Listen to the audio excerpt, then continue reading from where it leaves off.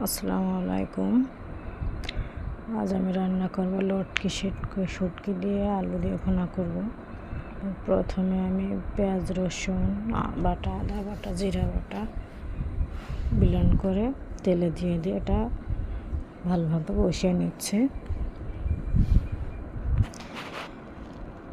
এখন তেলটা ছেড়ে দিয়েছে।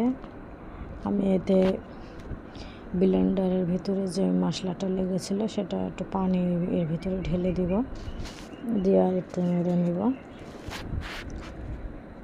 তো এবার আমি আলু কুচা এসে রাখছিলাম ছোটো ছোটো করে, সেটা দিয়ে দিচ্ছি।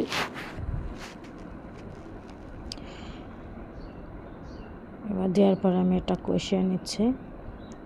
আর আমার রান্না যদি আপনাদের ভালো লাগে তাহলে আমার চ্যানেলটা সাবস্ক্রাইব করে লাইক কমেন্ট করে পাশে থাকবেন। আর লটকি শুটকি দিয়ে আলু দিয়ে ভুনা কে খেয়েছেন আমাকে কমেন্ট করে জানাবেন সবাই। আর আমার রান্নাটা কেমন হয়েছে সবাই কমেন্ট করে জানাবেন।